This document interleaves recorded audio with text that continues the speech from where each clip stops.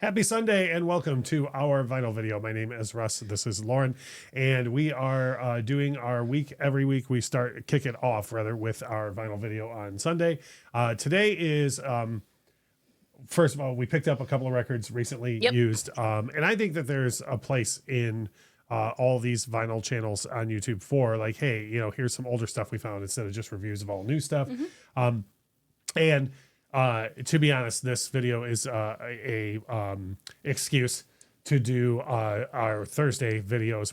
Is where we do our regular music discussion. So we are going to follow up with this with at least a 5 songs to start with on this band, and probably a Hidden Gems one as well, but at least a 5 songs to start with.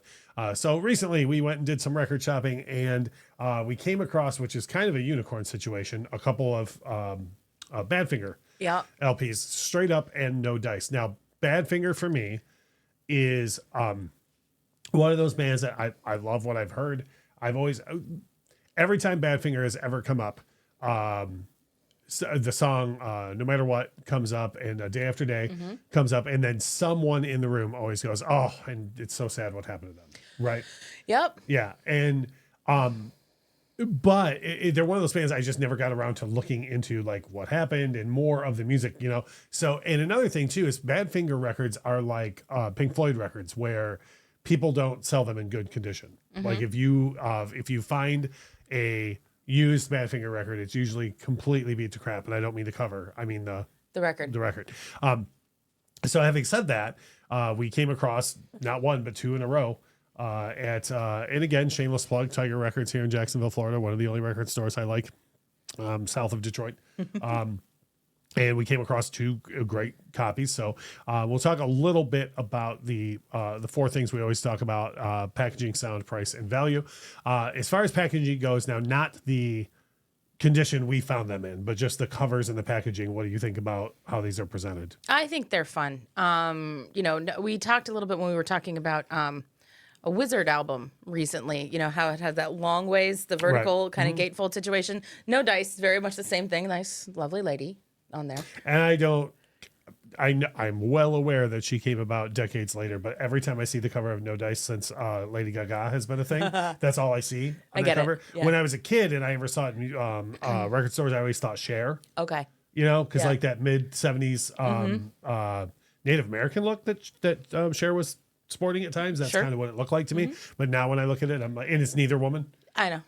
But anyways, yeah, and I like that sometimes with the fold-out gatefold. That's long ways. And then you get something like Led Zeppelin 4, where the front cover is landscape, and then when you open the gatefold, it's portrait with the guy. You know what I mean? So I like that. So packaging, very standard for 70s records, but I guess if anything, I would like to have seen them be slightly fancier, just because they were signed to Apple Records with the Beatles thing, but also nobody knew where they were going to go either. So it's like, as far as sound goes, me personally, having barely heard any Badfinger outside of like the couple of hits that I knew, I like the way these sound. And again, I'm not going on the copies that we bought. I'm talking about like the way that they for sure. And this was I'd been listening to Badfinger stuff for a while, but like I'd never listened to them on vinyl. I was going to ask you, this is the first time hearing them on vinyl. I had a best of Badfinger CD. But they sound great to my not quite as trained ear as yours, but they sound awesome. Yeah, but they sound great. I think they have a really wide sound stage. I think there's I think you can hear the bass guitar work far more on the vinyl LPs than I ever could on the digital versions. Price. So here's the thing. This is what you talk about this a lot with used records is, first of all, it's hard to come by for me. I mean, of course you can go on eBay or Discogs or whatever. You can find these records. But to find them in the wild is kind of hard. I personally was surprised that they were about $20 a piece. Yeah. And I mean, like you were saying before too, like I was surprised that we got both in one shot. I was excited when I picked up No Dice out of the rack. And then I was like, hold on a second. Yeah, wait a tick. Straight Up is in here as well. Yeah. And I thought it was funny. Again, shout out to Tiger Records. I like when people do things like this. They wrote on the outer sleeve with a Sharpie, like get in on this cheap, you know. And I thought the cynic record shopping cynic in me was like, okay, well, let me see what kind of shape this is in. And then I was like, oh yeah, that's in fantastic shape.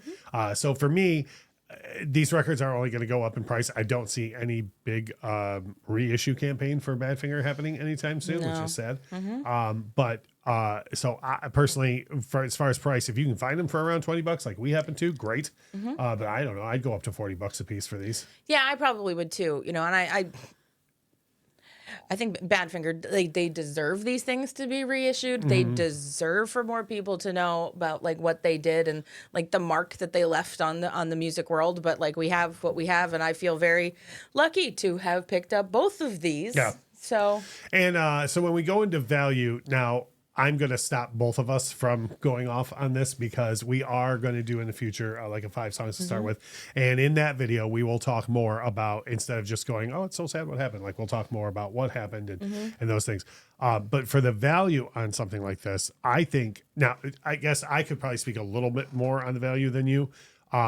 Because like you already went into this going, oh, I'm going to love all this music, right? Like the value proposition for you, and tell me if I'm wrong, is just, oh, well, I've never heard this on vinyl before. that was it. Right. For me, it was like, all right, well, I know I like No Matter What. And there's something besides Day After Day that I'm Baby forgetting. Blue. Yes. Yeah.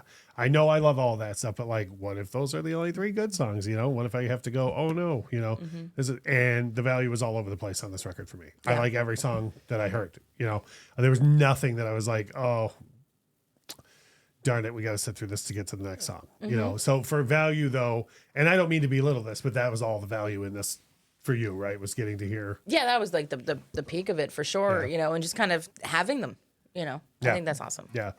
So we just want to talk a little bit about the Badfinger records that we found, tell you a little bit about, and we always put up pictures through the whole thing so you can see what I'm talking about as far as like the shape that we found them in and so on. But if you like our vinyl series, and shameless plug for the rest of the videos that we have on the channel, we always have reaction videos on Saturdays. We always have discussion videos on Thursdays, and it's probably, we shoot very far ahead, so it's probably gonna be like a month before you see this video, but on Thursday coming soon, we will have Lauren doing like a 5 songs to start with, which that series is fun for us because sometimes it includes the hits and sometimes it includes other songs that you'd be surprised that are on there. So if you're a Badfinger fan, look forward to that. If you're a Badfinger fan and you're looking for advice on like how to find these records and whatnot, outside of like going to Discogs and whatnot, by all means leave a comment. We don't claim to know everything about shopping for vinyl, but we're both experienced enough at it to where we'll be happy to give suggestions if at all possible. So if you would please drop a like on the video on your way out, because that helps us out. And as we always say,